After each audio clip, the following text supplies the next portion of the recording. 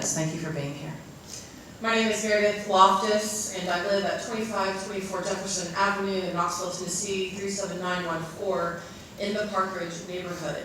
I also serve as a pastor at First Presbyterian Church in downtown Knoxville, where we have been a part of this community for over 227 years. I also serve as co-president of Justice Knox, whom I am representing tonight. A delegation from various member congregations is here tonight, many wearing red, and I ask that they stand at this moment and be recognized.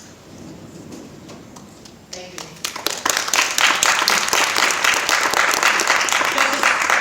Justice Knox is an interfaith, community-wide organization composed of 15 congregations.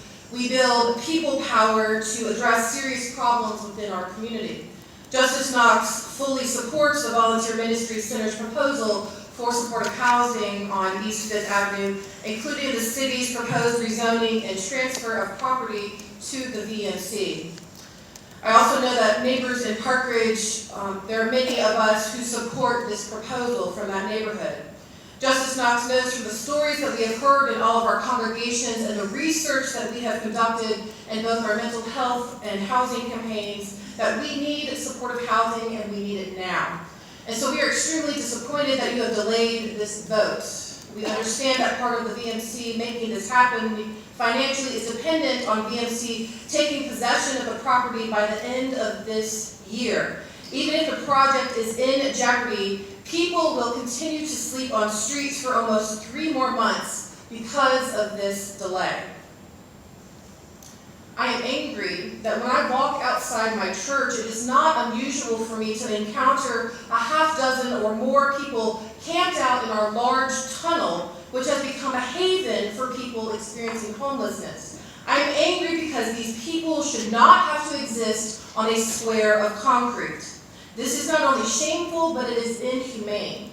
We have gotten to know these people at our church. We offer them food, we offer them clothing and other help, but we don't have the capability to help them in the long term.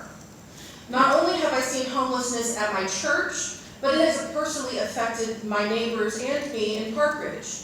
About 1.5 years ago, I noticed an unfamiliar car parked outside my house. This car returned again and again. Sometimes I'd see a woman sitting inside of it. Eventually, the car parked and it did not move, and it is then that I realized that this woman was living inside her car outside my property.